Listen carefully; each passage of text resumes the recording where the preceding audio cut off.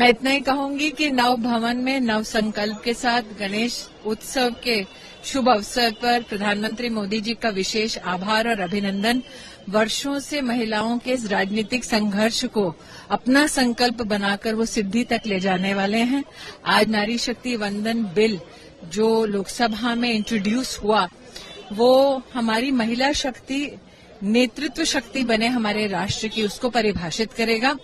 प्रधानमंत्री मोदी जी ने women lead development का जय घोष किया था भारत में, और इस जय घोष को पूरे विश्व ने G20 की भारत की प्रेसिडेंसी में स्वीकारा, और विमेन लेड डेवलपमेंट की संवैधानिक नींव आज प्रधानमंत्री मोदी ने डाली है। आज इतना महत्वपूर्ण दिन है, इसके बावजूद भी विपक्ष ये कह रही है कि ये सब चुनावी दांवपेच है, इसमें डीलिमिटेशन की भी बात है। तो अगर विपक्ष को ये लगता है कि चुनावी दांवपेच है तो चिट्ठी क्यों लिख रहे थे? तो क्या विपक्ष भी चुनावी नौटंकी कर रहा था?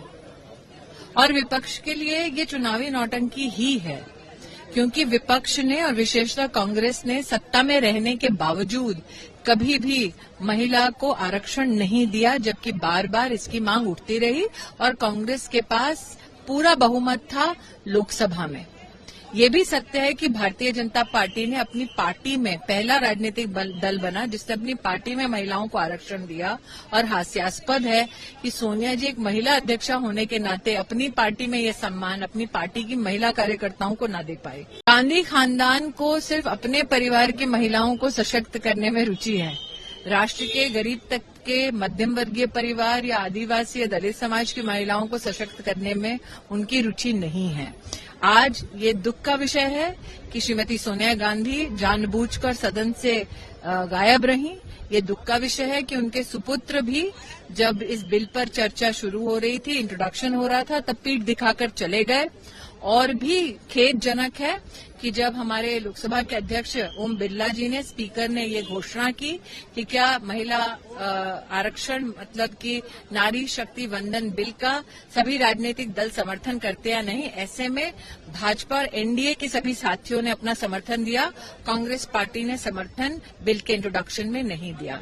तो ये दोगलापन क्यों सोनिया जी? शायद इसका मुझे नहीं तो देश को तो जवाब मिल ही जाना चाहिए। मैं यही कहूंगी कि आज हमने अपने देश की पुरानी संसद भवन से, जिसे हम संविधान सदन कहते हैं, वहां से अपने नए संसद भवन में प्रवेश किया है।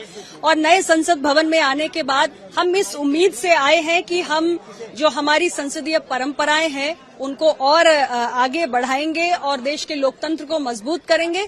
और महिलाएं देश की आधी आबादी हैं, महिलाओं को आगे बढ़ाए बिना लोकतंत्र मजबूत नहीं हो सकता। इसलिए नई संसद भवन के पहले दिन जो हमारा विधेयक इंट्रोड्यूस हुआ है वो महिलाओं की मजबूती के लिए, लोकतंत्र की मजबूती के लिए महिला आरक्षण विधेयक हम लेके आए हैं।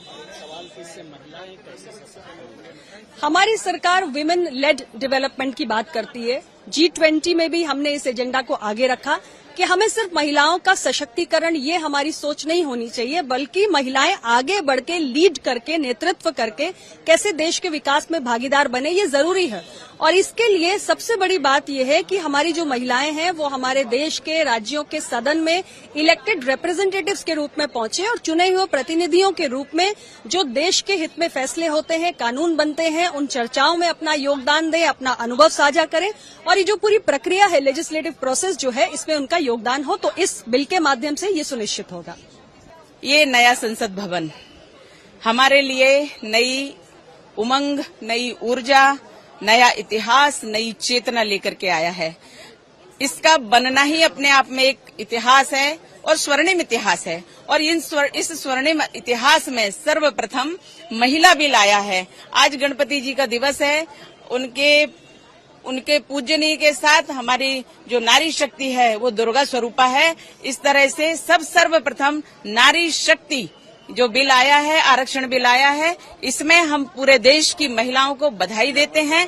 और अभी तक जिन लोगों ने महिला आरक्षण की बात कही है तो महिलाओं की भावनाओं का शोषण किया है। पर माननीय प्रधानमंत्री मोदी जी की, माननीय भाजपा की सरकार, माननीय प्रधानमंत्री जी मोदी जी के नेतृत्व में ये जो बिल आया है, ये बिल हम सबके लिए बहुत हितकारी है और सब महिलाओं के अधिकार के लिए ये बिल हमारे लिए बहुत श्रेयस्कर है।